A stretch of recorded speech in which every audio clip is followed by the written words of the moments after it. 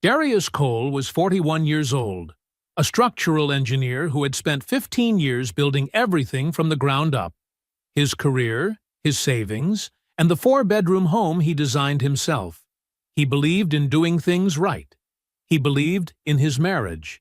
So when his wife Amber told him her mother Patricia was dying, a rare heart condition, experimental surgery, $500,000 that insurance wouldn't touch, Darius didn't hesitate. He liquidated his entire brokerage account. He pulled $180,000 against the home he built with his own hands, because that's what a good man does for his family. But on an ordinary Tuesday afternoon, leaving a job site early, Darius stopped at a red light on Cascade Road and watched his dying mother-in-law pull out of a Whole Foods parking lot behind the wheel of a pearl-white Porsche, laughing. Amber in the passenger seat, laughing with her. He sat through 2 green lights, and in that stillness, something shifted in Darius Cole that would never shift back. Before we jump into the story, comment where in the world you are watching from and subscribe, because tomorrow's story is one you need to hear. Darius Cole sat at his custom-built kitchen island, the morning sun streaming through the windows he'd precisely positioned to catch the best light. Blueprints spread before him. He traced load-bearing calculations with his finger while taking measured sips of coffee from his Atlanta engineering alumni mug. The four-bedroom craftsman around him was more than a house. It was physical proof of everything his father had taught him about building things that last. He glanced up at the copper wind chimes swaying on the back deck. Another small job for his growing weekend list. The gutters needed cleaning, too. Darius pulled his phone out and added both items to his tasks. Right below, pick up Amber's dry cleaning and check Mom's grave flowers. The sound of Amber's heels clicked down the hallway, and he noticed her barely touched coffee cup sitting cold on the counter. Without a word, he stood and popped it in the microwave, timing it perfectly so it would be the right temperature when she reached the kitchen. "You always know," Amber said, accepting the warm mug with a smile that took just a fraction too long to reach her eyes. 7 years of marriage had taught Darius every curve of that smile, even if some angles didn't quite add up. "Someone has to take care of you," he replied, watching her settle onto one of the bar stools he'd reinforced himself after noticing a slight wobble last month. No children yet. Amber always had timing concerns. First it was her career, then the market, then wanting to travel. Darius never pushed. Good foundations take time. His eyes drifted to the collection of birthday cards displayed on their refrigerator. The latest one from Patricia, Amber's mother, stood out in its generic beige envelope. "To my daughter and her wonderful husband." The same phrasing she'd used for 7 years. Like a template, never quite personalized. Darius had always attributed it to Patricia's reserved nature. "The specialist called," Amber said suddenly, her voice catching. She set down her coffee, hands trembling slightly. "About Mom's tests." Darius straightened, engineer's mind already calculating possibilities. Patricia had been having episodes for weeks now. Shortness of breath, fatigue, chest pains. What did they say? "It's her heart." Amber's fingers twisted around her wedding ring. "Some rare autoimmune condition. The regular treatments won't work. They're saying," she swallowed hard, "they're saying she needs experimental surgery. It's the only option." Darius moved around the island to stand beside her, one hand steady on her shoulder. "Which hospital? Who's the specialist?" Amber reached for her purse, pulling out a glossy pamphlet and a business card with a gold-embossed medical logo. "Dr. Harrison at Atlanta Memorial's Advanced Cardiac Unit. He's one of only 3 doctors in the country who performs this procedure." She slid a preliminary quote on hospital letterhead across the granite countertop. "Insurance won't cover experimental procedures. The total cost," her voice wavered, "it's $500,000. Darius picked up the paperwork, examining it with the same attention he gave structural analysis. The letterhead looked legitimate. The medical terminology was precise. The cost breakdowns were detailed and logical. Everything aligned perfectly, like steel beams in a well-designed frame. "Show me everything," he said quietly. For the next 20 minutes, Amber walked him through each document: treatment protocols, success rates, payment requirements. Darius asked questions like the engineer he was: methodical, thorough, exact. Each answer fit seamlessly into place. Finally, he opened his laptop and pulled up his financial accounts. The numbers were clear: $340,000 in his brokerage account, inheritance from his father, combined with 15 years of careful saving. Their home had enough equity for $180,000 HELOC. He began calculating liquidation timelines and interest rates, his fingers moving across the keyboard with certainty. "We'll make it work," he said, already drafting transfer authorizations. "Family takes care of family." Amber touched his arm, her fingers light. "I don't know what we'd do without you." Darius nodded, focused on the numbers. His father had taught him that anything worth building required sacrifice. As he authorized the first transfer, he thought about Patricia's quiet strength during Sunday dinners, her kind notes at Christmas, the way she always asked about his work with genuine interest. The math was simple. This was what family did. Monday morning arrived with a gray drizzle that matched the weight in Darius's chest as he dialed his financial advisor's number. He'd been with Meridian Investments since his first engineering job, building his portfolio one careful deposit at a time. "Darius, this is quite a substantial liquidation," Marcus said, concern evident in his voice. 15 years of growth. "Are you sure about this?" "Family emergency," Darius replied, his voice steady. "I need the full amount transferred to this medical payment account." He read off the numbers Amber had provided, each digit precise and memorized. "It'll take about 3 business days to process everything," Marcus explained. "There will be some tax implications we should discuss." "Whatever it takes," Darius said. "Just make it happen." The first wire transfer went through that Thursday. $340,000 vanishing from his brokerage account into the specialized medical payment account Amber had set up.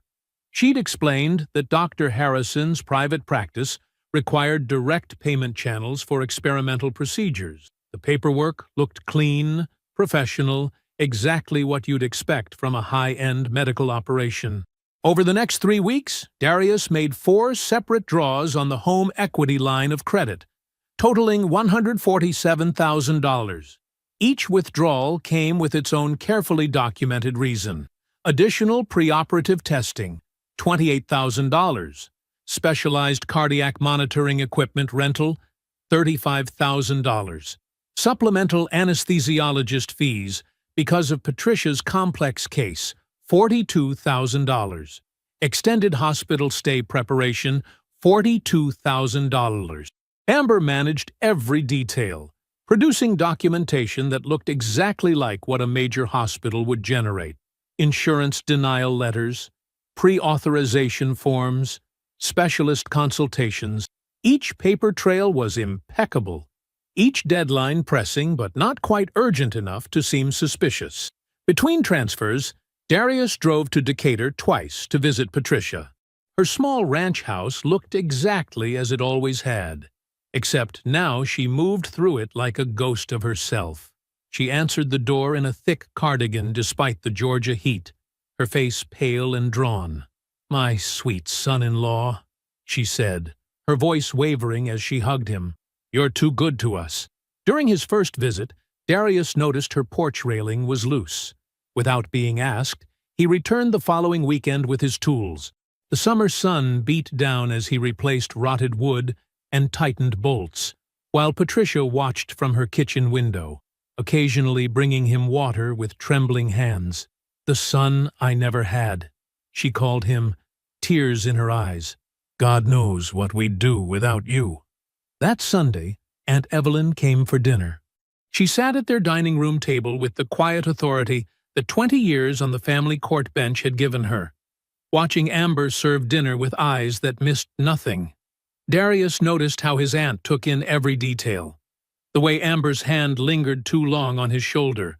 The precise timing of her concerned glances toward the phone, waiting for updates from the hospital that never seemed to come during dinner. As Evelyn prepared to leave, she paused in the foyer. Her voice was casual, but her eyes were sharp. "Darius, have you spoken to Patricia's doctor directly?" "Amber handles all of that," he replied, helping his aunt with her coat. "She has the medical background to understand the terminology better than I would." Evelyn nodded once, saying nothing more. But something in her silence felt heavy, like the air before a storm. Later that night, Darius sat at his desk, reviewing the HELOC balance on his laptop. The numbers glowed back at him. $147,000 drawn, $33,000 remaining available. His savings were depleted. Their home equity was nearly maxed out. Each monthly payment would stretch their budget to its limit. But when he thought about Patricia's grateful tears, about the way she called him son, about Amber's dedication to her mother's care, it felt worth every dollar. His father had always said that a man's true character showed in how he handled life's heaviest loads. Darius closed the laptop and walked quietly to their bedroom. Amber was already asleep, her breathing soft and steady. He slipped under the covers beside her, exhausted but certain he was doing the right thing. The weight of their financial situation pressed down on him, but he was built to carry such burdens. That's what good sons-in-law did. He drifted off, unaware that every document, every medical form, every specialist's letterhead he'd paid against had been crafted by the woman sleeping peacefully beside him. Tuesday afternoon hit Atlanta with the kind of humidity that made everything feel slower, heavier. Darius stood in the half-finished skeleton of the new medical center, checking his watch as the site supervisor explained that the steel delivery wouldn't arrive until tomorrow.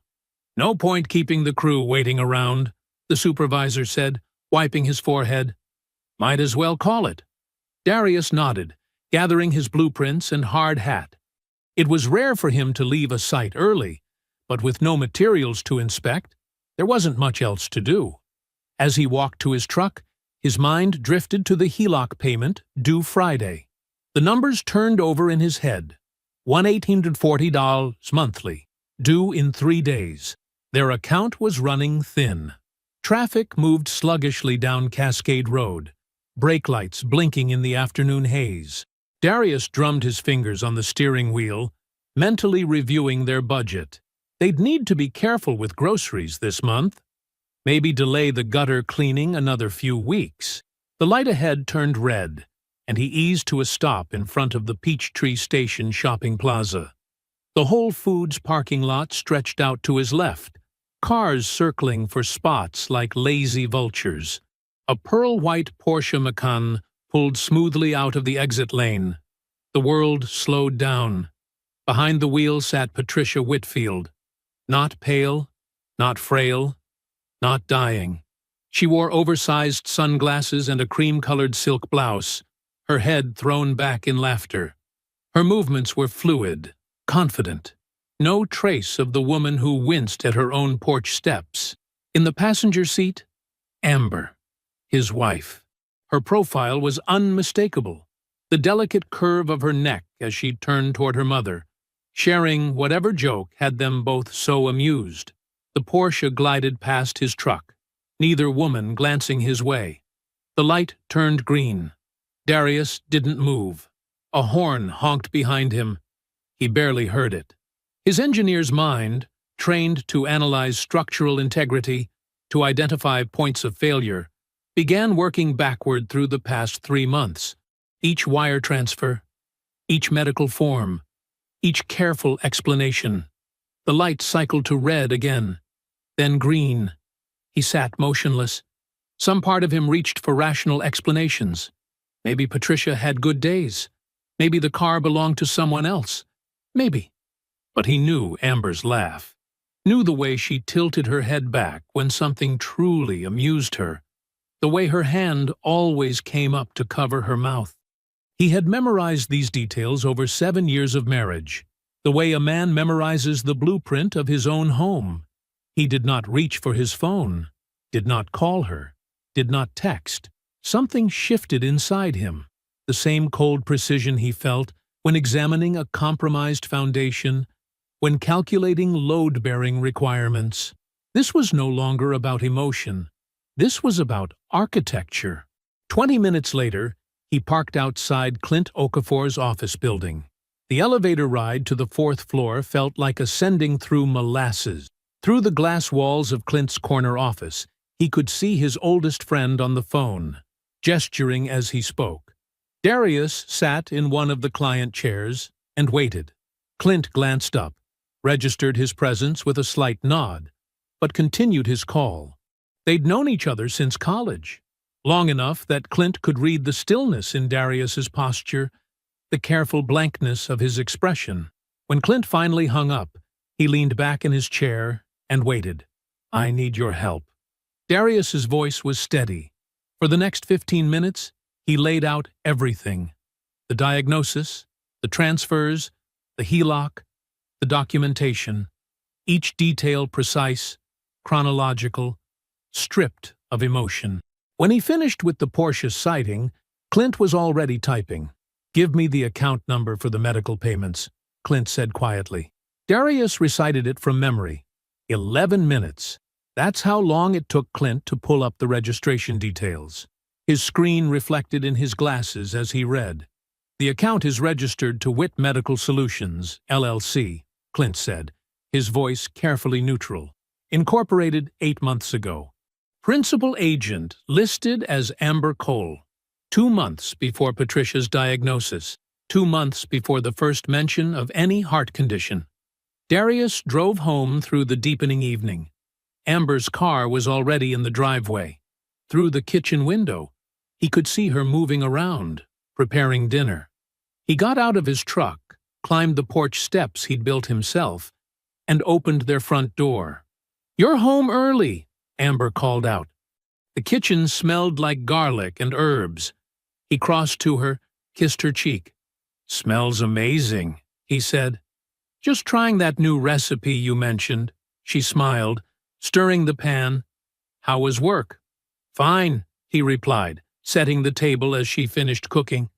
They ate dinner together, talking about nothing important. He complimented the food, asked about her day, listened to her plans for the weekend. Later, lying in bed beside her, Darius stared at the ceiling with absolute stillness. Her breathing had evened out into sleep, but he remained awake, his mind as clear and cold as steel. The next morning dawned gray and heavy, matching Darius's mood as he parked outside Clint's office building at 7 a.m. His friend was already there, tie loosened, sleeves rolled up, empty coffee cups scattered across his desk like fallen soldiers. "You didn't sleep," Darius said. It wasn't a question. "Neither did you," Clint replied, turning his monitor. "Sit down. This gets worse." Darius settled into the same chair he'd occupied yesterday, his movements measured and controlled. Clint pulled up a spreadsheet, each row highlighting a different transfer, each column telling its own story of betrayal. Total received by Witt Medical Solutions, $487,000. Clint began, his voice clinical. "Your brokerage liquidation, the HELOC draws, and that last $75,000 from your savings. Here's where it went." He clicked through 3 different bank statements. First destination, monthly payments of $3,200 to Highland House Apartments in Buckhead. Unit 1507. Lease executed in Amber's name only. First payment made 6 weeks ago. Darius's hands remained flat on his knees. She was building an exit. Yes. Clint moved to the next screen. Second destination, recurring transfers to a personal account belonging to Dion Whitfield. Patricia's nephew, your wife's cousin, the guy you met at those 2 family barbecues. How much? $84,000 total. Regular payments starting 3 days after your first wire. Darius remembered Dion, tall, quiet, always hanging back at family gatherings. He'd seemed shy. Now Darius wondered if it had been guilt. Third destination, Clint continued, is Amber's personal spending account. Regular transfers, usually $5,000 to $10,000 each. Total of $167,000 so far. The precision of the numbers felt almost surreal. Clean debits and credits documenting the systematic dismantling of everything he'd built. Darius absorbed each figure with the same attention he gave to load calculations, letting the math tell its story. "There's more," Clint said quietly. He opened a new window. "I ran a broader search on Amber last night. 3 years ago, in Macon, a man named Walter Grimes filed a civil suit against her for fraudulent misrepresentation, claimed $62,000 in damages related to a joint business investment. What happened? Settled out of court under NDA. But here's the key part. Grimes was her husband. 8-month marriage, ended in divorce right after the settlement. The room seemed to grow very still. Darius's engineer's mind assembled the pattern. Amber's first marriage lasting 8 months. Their own courtship taking exactly 9 months from first date to proposal. Every timeline precisely calculated. "She's done this before," Darius said. "Yes, and she's gotten better at it." The Grimes scheme was smaller, messier. This time, Clint gestured at his screens. "This is refined, professional." Darius stood, gathering the printed copies Clint had prepared. "Thank you," he said simply. "Where are you going?" "To see Evelyn." The drive to his aunt's house took 40 minutes in morning traffic. Evelyn opened her door before he could knock, as though she'd been waiting. Maybe she had been. She'd always seen things coming before anyone else. Without a word, Darius laid the documents on her kitchen table. Bank statements, LLC filings, the Macon judgment, apartment lease. Evelyn put on her reading glasses and began reviewing each page methodically, her expression unchanging. The wall clock ticked away 10 minutes. 15, 20. Finally, she looked up. "What do you want?" "Everything back," Darius said without hesitation. "And then some." Evelyn nodded once, picked up her phone and dialed. "Sandra, Evelyn Moss, I need a favor." She listened for a moment. "Yes, it's important. I'm putting my nephew on now." She handed Darius the phone. Sandra Pike's voice was sharp, professional. They scheduled a meeting for that afternoon. 2 hours later, in Sandra's downtown office, the attorney laid out their options with brutal clarity. Wire fraud, marital fraud, theft by deception against both Amber and Patricia, depending on how deep we can prove Patricia's participation. This isn't just a divorce case. This is a criminal referral waiting to happen. She leaned forward. "Don't move any money. Don't confront her. Don't change anything. Come back in 48 hours with your bank statements for the past 5 years and every piece of correspondence you have about these medical payments. Can you do that?" Darius nodded. That evening, he pulled into his driveway just as Amber was setting the table for dinner. She smiled at him. That same warm smile he'd trusted for 7 years. "How was dinner?" she asked. "Fine," he said, hanging up his keys. "Just fine." 2 mornings after meeting Sandra, Darius sat across from Amber at their kitchen island, watching steam rise from his coffee. The morning light caught the granite countertop, throwing tiny sparkles across its surface. He took a careful sip, then set his cup down with deliberate casualness. "Something interesting came up at work yesterday," he said, keeping his voice neutral. Amber looked up from her phone, eyebrows raised. "Oh? The Charlotte project. They're having trouble getting it off the ground. Issues with the local team." He spread cream cheese on his bagel, movements measured and unhurried. "They asked if I'd consider relocating to oversee it directly. 2 years, maybe less, if we can get it back on schedule." Amber's fork paused halfway to her mouth. Her reaction was perfect, concern mixed with surprise, exactly what a loving wife should show. "Charlotte? That's pretty far, baby." "They're offering a relocation bonus," Darius continued, watching her face with the same attention he gave to stress points in steel beams. $75,000, lump sum, paid up front. He saw it. The tiniest flicker in her eyes. There and gone so fast anyone else would have missed it. But he was looking for it now. When would they need an answer? She asked, setting her fork down. End of the week. I wanted to discuss it with you first, of course. Amber reached across the island and touched his hand. Her fingers were cool against his skin. That's a big change for us, she said softly. For our life here. Darius squeezed her hand gently, marveling at how natural the gesture still felt even now. I know. It's just, with everything going on with your mom's treatment. She withdrew her hand and looked down at her plate. The morning light caught her wedding ring, the diamond throwing tiny rainbows across the ceiling. They sat in silence for several moments. I should get ready for work, Darius said finally, standing up. He kissed her cheek before heading upstairs, knowing what would come next. It took exactly 23 hours. The following morning, Amber caught him as he was getting ready to leave. I've been thinking about the Charlotte offer, she said, leaning against the doorframe. About the bonus. Darius adjusted his tie, waiting. I know it's not what you wanted to use it for, she continued, her voice gentle. But Mama needs this. The latest round of treatments. There's still a balance. He turned to face her. How much is left? Just under 70,000. She stepped closer, touching his arm. I hate asking, baby. I do. But if it could help save her, Darius nodded slowly. Let me handle it today. That afternoon, he walked into Atlanta First National and requested a cashier's check for $75,000, made out to Witt Medical Solutions, LLC. The teller processed it efficiently, handing him the blue and silver check in a protective sleeve. Amber's eyes welled up when he gave it to her that evening. You're an angel, she whispered, kissing him. Mama will be so grateful.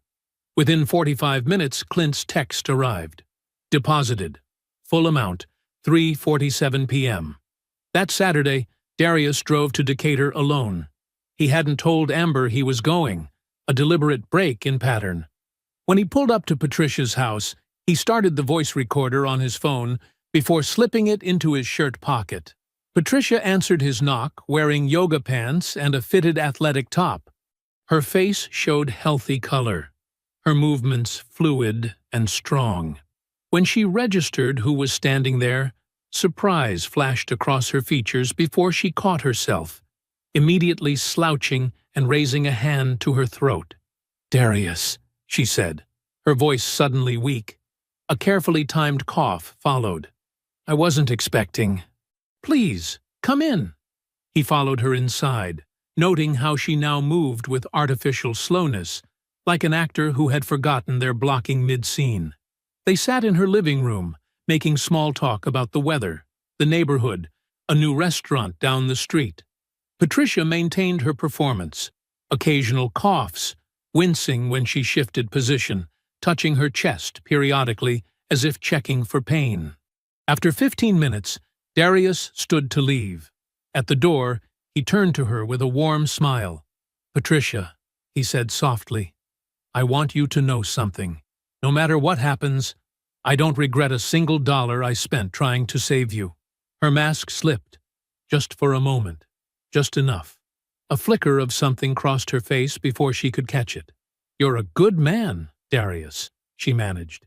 He smiled. I know. Walking to his car, he stopped the recording. The entire exchange was captured. Her initial healthy movements, the sudden shift to illness performance, and, most importantly, that telling moment at the end. That evening, he sent both the recording and the deposit confirmation to Sandra. Her response came within minutes. We're ready. Darius read the message once, then placed his phone face down on the nightstand. 3 days later, Sandra's office felt unusually still. The morning light filtered through Venetian blinds, casting striped shadows across her mahogany desk. She gestured for Darius to sit, her expression carefully neutral. Our investigator completed the title search on your property, she said, sliding a folder across the desk. Standard procedure for civil discovery preparation. But we found something you need to see. Darius opened the folder. The document inside was familiar. A power of attorney he'd signed 3 years ago when Amber needed to handle some routine real estate matters while he was overseeing a project in Savannah. He'd forgotten about it completely. "Turn to page 4, Sandra said quietly. There it was, a trust filing from 4 months ago. Amber had attempted to transfer their home into a trust with herself as sole beneficiary. The only reason it failed was a clerical error. Someone had transposed 2 numbers in the parcel ID. She would have owned everything, Sandra explained. The house, the equity, all of it. The filing was attempted right around the time the first large medical payments began. Darius stared at the document. The signature at the bottom, his signature from 3 years ago, looked foreign now, like something written in another language. "I'll give you a moment," Sandra said, standing.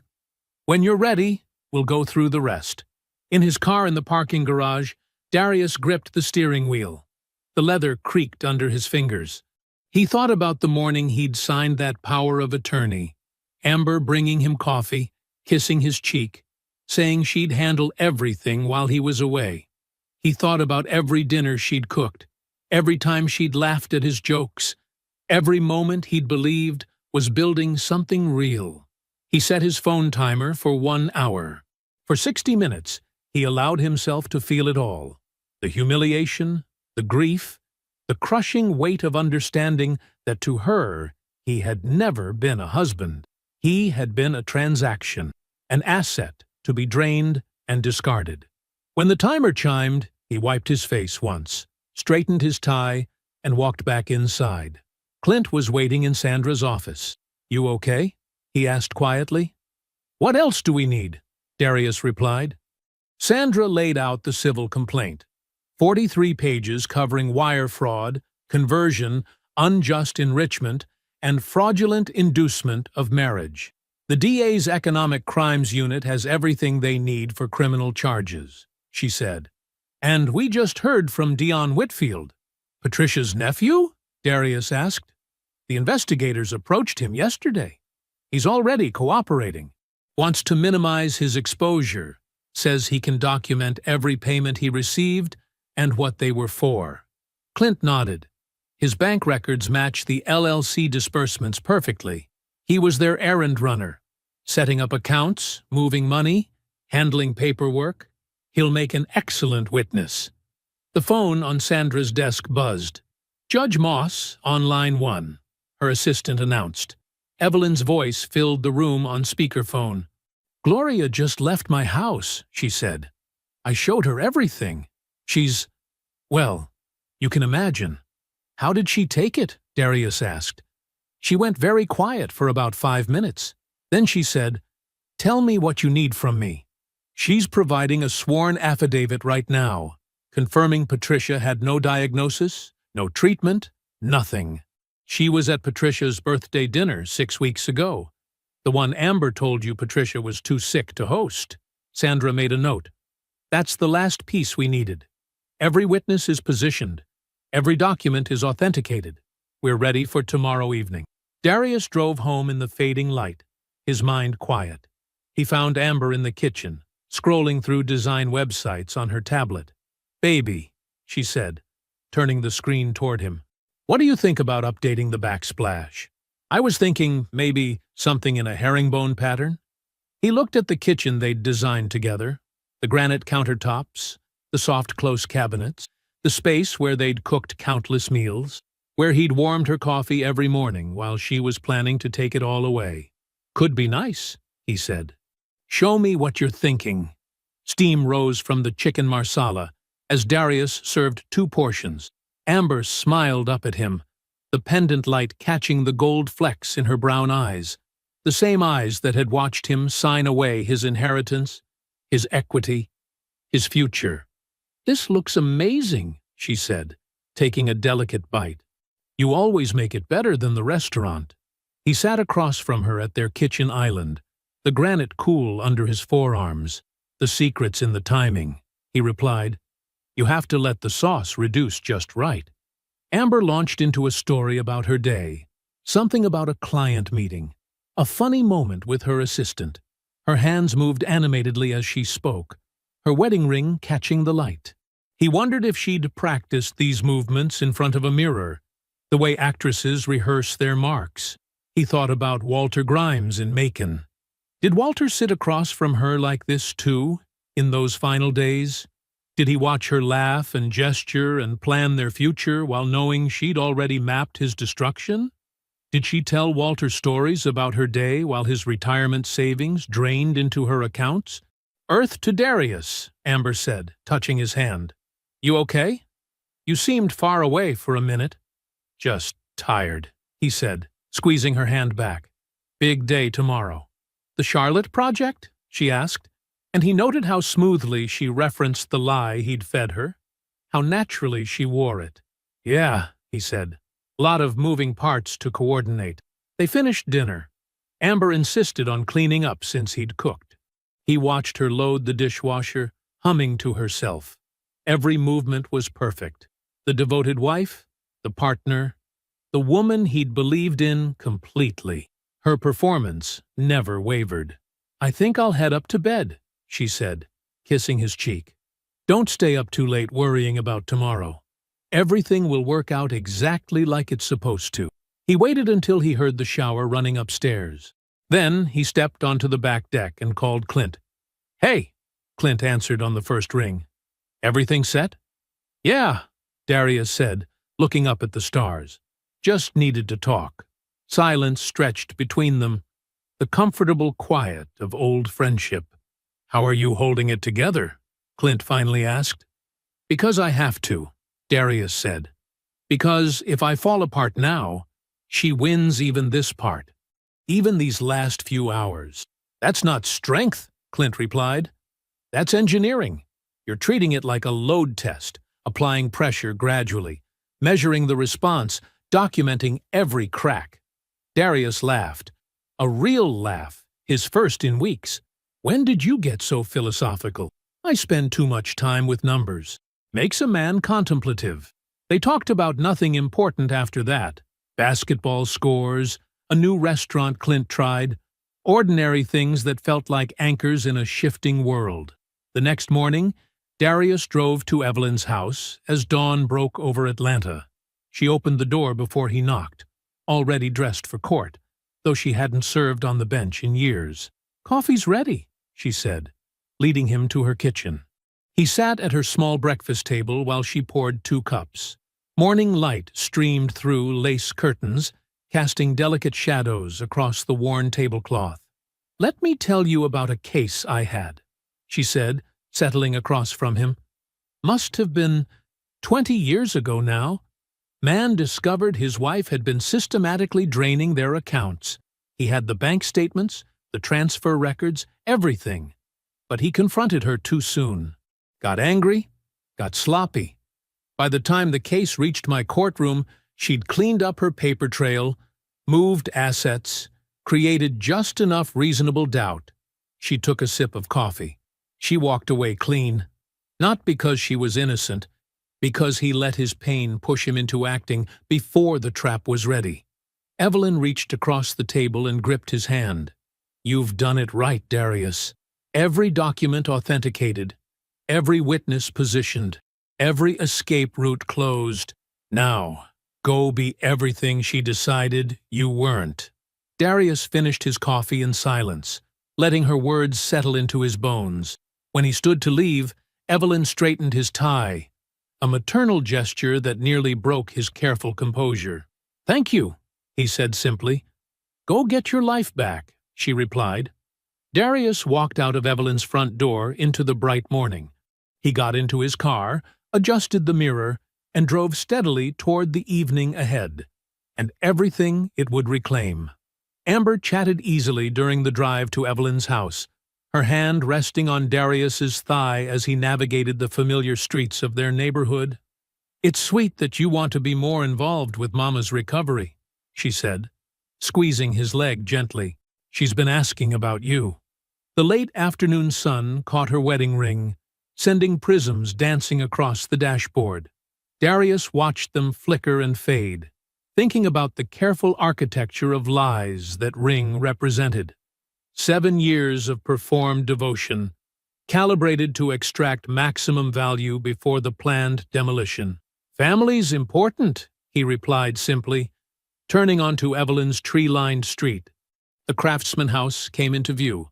Solid, dignified, built in 1932, and still standing true because someone had taken the time to do it right. Darius parked in the circular driveway behind a familiar Mercedes. Amber's smile flickered for just a moment when she recognized Gloria's car. "I didn't know your sister was joining us," she said, to cover the hesitation. "Family dinner," Darius reminded her, opening her door with the same courtesy he'd always shown. The same courtesy she'd leveraged against him for nearly a decade. They walked up the brick path to Evelyn's front door. Darius noticed Amber's stride change subtly as they approached, the microscopic tells of someone preparing to perform warmth. He'd learned to read those signals too late, but he'd learned them well. Evelyn opened the door before they knocked. "Come in," she said, her judge's composure perfect. "Everyone's waiting in the dining room." Amber stepped into the foyer, her heels clicking against hardwood. She registered Patricia already seated at the table, then Gloria beside her, then Clint's steady presence, and finally, Sandra Pike's unmistakable professional stance. Understanding dawned in her eyes like a sunrise she hadn't planned for. She pivoted toward the door. Darius's voice, quiet, measured, precise, stopped her mid-turn. "Sit down, Amber. You don't have anywhere to be that matters more than this." The silence stretched for 3 heartbeats. Then Amber smoothed her skirt and took the indicated chair, her movements fluid and controlled. Even now she was performing, adjusting her strategy rather than abandoning it. Sandra Pike placed a thick document on the mahogany table. The civil complaints cover page lay face up, names stark against legal letterhead. Darius began speaking in the same tone he used to explain structural loads to clients. Clear, direct, educational. "The LLC was incorporated 8 months ago," he said. 2 months before Patricia's fictional diagnosis.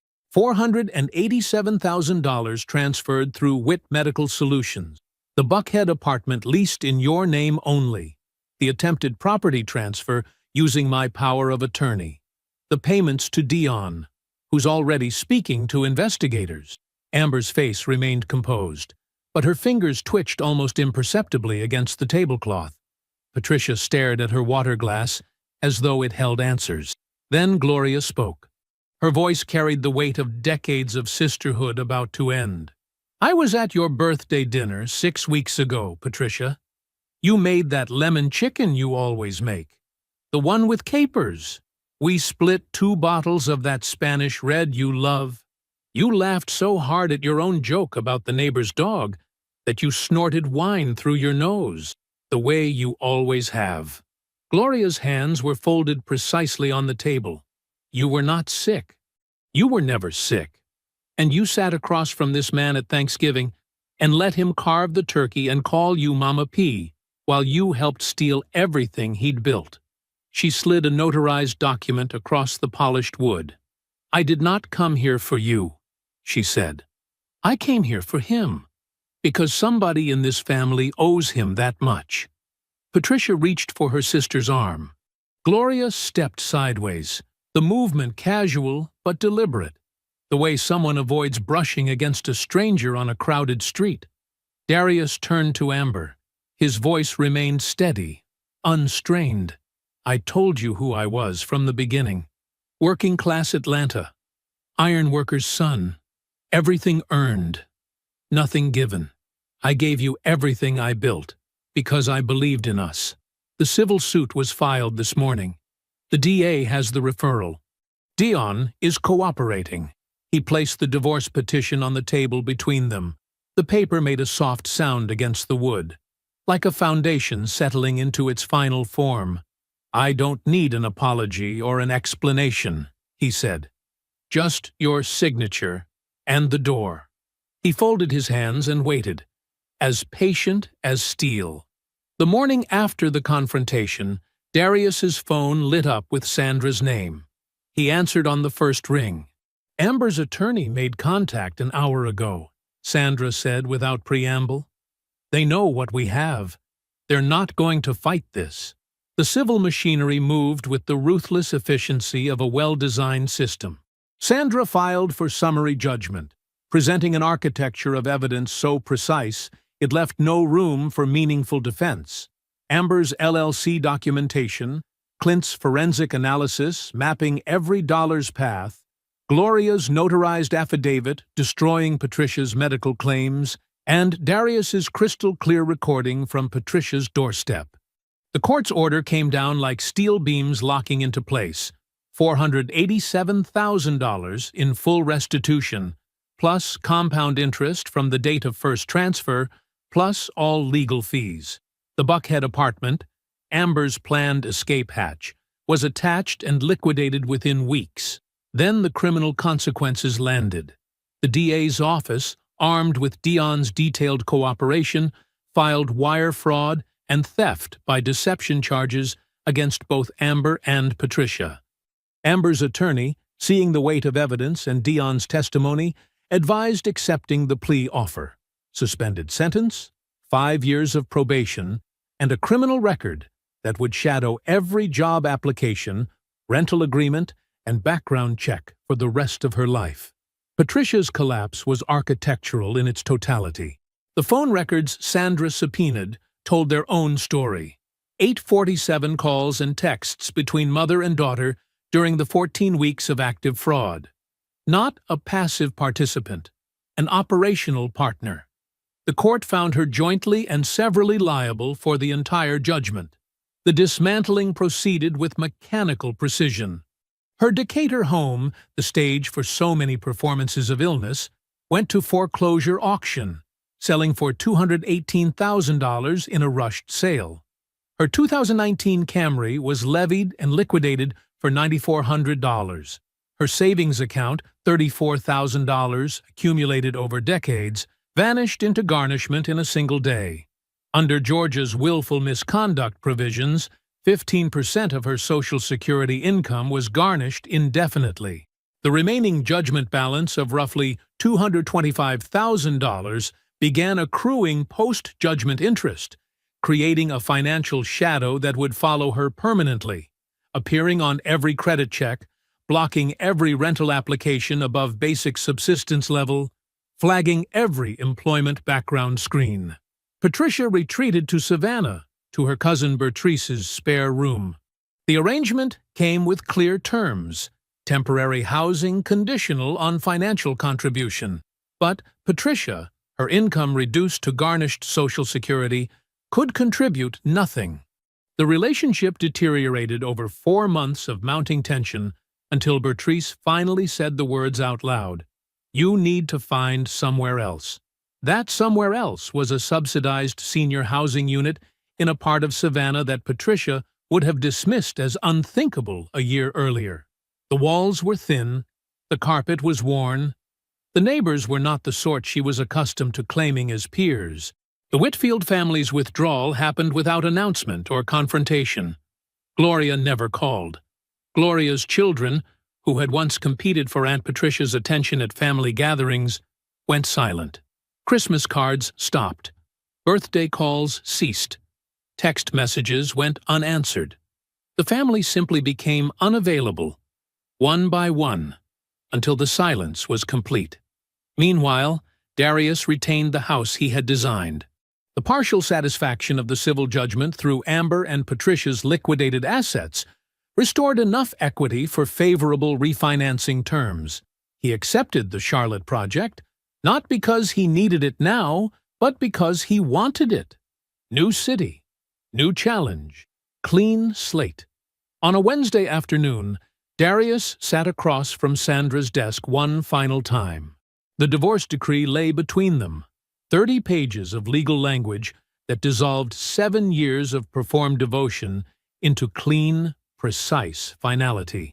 He signed his name in black ink, each letter carefully formed. Sandra extended her hand across the desk. "It's done," she said simply.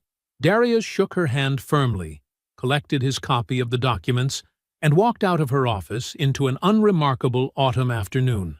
The air was cool. Traffic moved steadily. The world continued its ordinary rotation, indifferent to the weight that had just lifted from his shoulders. He was free. 14 months after signing the divorce papers, Darius stood on the roof deck of the Morrison, a 20-story mixed-use development in Charlotte's South End that he had helped design from foundation to facade. The evening air carried October's first real chill as the sun began its descent behind the city skyline, painting the glass towers in shades of amber and gold. His phone buzzed in his pocket. Clint, texting that he'd arrived at the hotel. They had dinner reservations at a steakhouse downtown in an hour. Darius smiled, remembering how Clint had insisted on visiting this weekend, claiming he needed to inspect the structural integrity of Charlotte's restaurant scene.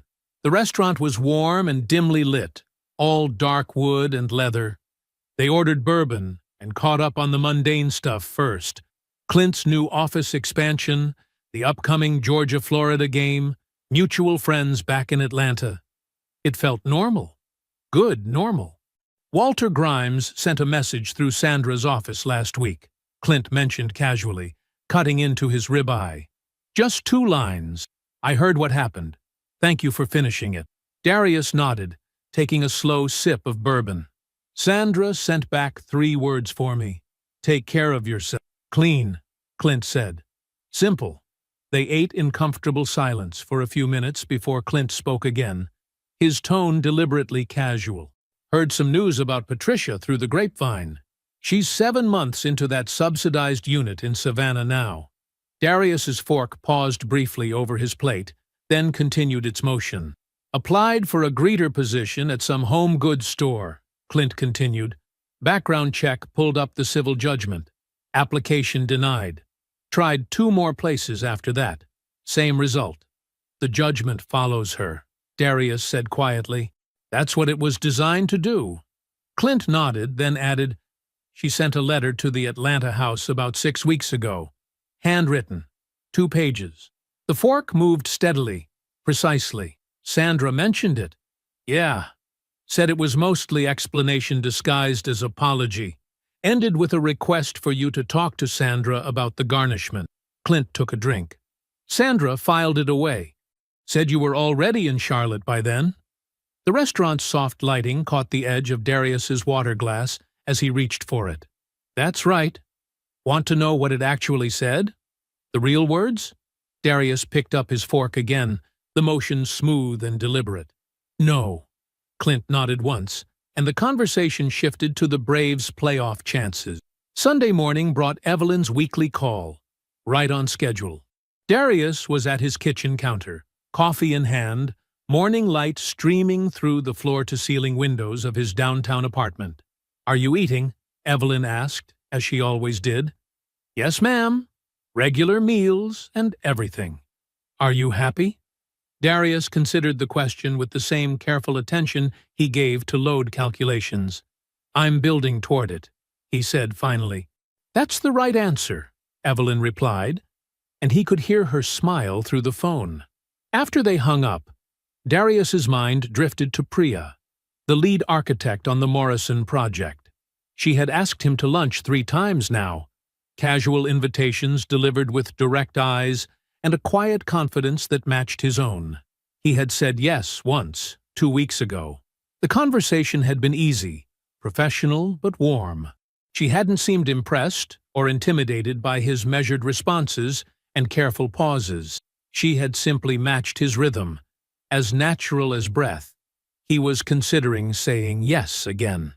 Later that evening, after Clint had headed back to his hotel to catch an early flight, Darius returned to the roof deck. The city lights were coming on one by one, like stars emerging in reverse. Below him, the Morrison stood solid and true. Every beam, every joint, every calculation proven right. He thought about his father, 30 years on iron, coming home with steel dust in his clothes and wisdom in his words. Son, He had said once, "You can build something that lasts, or something that looks like it lasts. Most people can't tell the difference. You can. That's your job." Looking out over the Charlotte skyline, at the building he had helped bring into being, Darius felt the truth of those words settle into his bones like concrete setting. He thought, "I can tell the difference. That has always been my job." I hope you enjoyed that one. Be sure to like the video and subscribe so you don't miss the next story. I've picked out 2 more for you that I think you'll really like.